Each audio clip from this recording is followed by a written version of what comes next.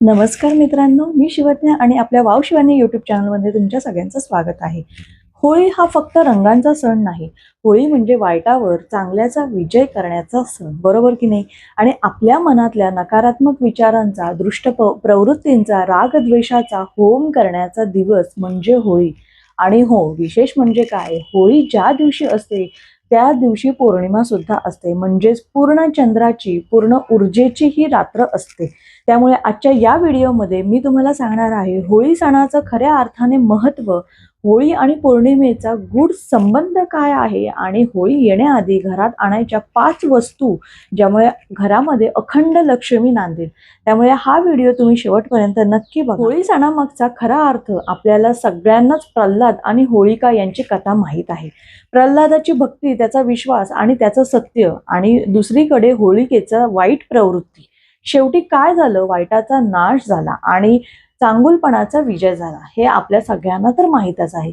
म्हणूनच होळी म्हणजे राग जाळायचा आणि मत्सर जाळायचा, नकारात्मकता जाळायची आणि मन शुद्ध करायचं, म्हणजे होळी सण आहे।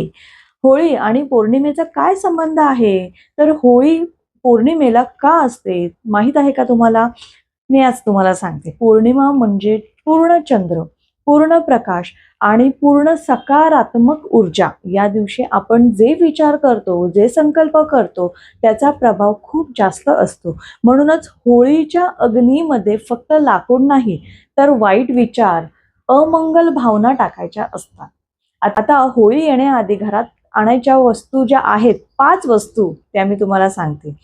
आणि या वस्तू ज्या आहेत त्या घरात आणल्या तर लक्ष्मीची कृपा वाढते। सगळ्यात पहिली वस्तू आहे नारळ।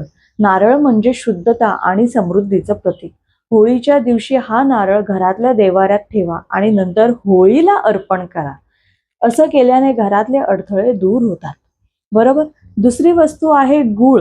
गूळ म्हणजे गोडवा। घरात गूळ आणल्याने घरात गोड बोलणं वाढतं, नात्यांमधील कटुता कमी होते आणि होळीच्या आधी गूळ घरी असणं फार शुभ मानलं जातं। त्यानंतर तिसरी वस्तू आहे हळद, जे आपल्या सगळ्यांच्या घरात ही कायम असतेच। हळद म्हणजे मंगलता। होळीच्या आधी हळद आणून थोडीशी हळद देवाऱ्यात ठेवायची आहे, यामुळे घरावरची वाईट नजर उतरते असं मानलं जातं। त्यानंतर चौथी वस्तू आहे पिवळं वस्त्र। पिवळा रंग म्हणजे लक्ष्मी आणि गुरु यांची कृपा। होळीच्या दिवशी देवाला पिवळं वस्त्र अर्पण करा किंवा स्वतः पिवळं रंग परिधान करा।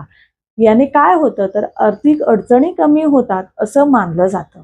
त्यामुळे पिवळं वस्त्र नक्की घरात आणा आणि परिधान सुद्धा करा। 5वी वस्तू आहे कापूर। कापूर म्हणजे शुद्ध ऊर्जा। होळीच्या दिवशी संध्याकाळी घरात कापूर पेटवा आणि देवाला ओवाळा, याने घरामध्ये सकारात्मक कंपन तयार होतात। होळीच्या दिवशी एक छोटा संकल्प सुद्धा आपल्याला करायचा आहे। होळीच्या अग्नीसमोर उभं राहून मनात म्हणायचं आहे, आजपासून मी नकारात्मक विचार सोडतो आहे किंवा सोडते आहे। माझ्या घरात सुख, शांती आणि लक्ष्मी नांदू दे।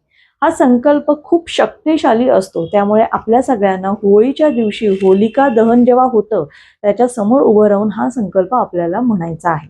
तर मित्रांनो, होळी म्हणजे फक्त रंग उडवणं नाही, होळी म्हणजे मन शुद्ध करणं।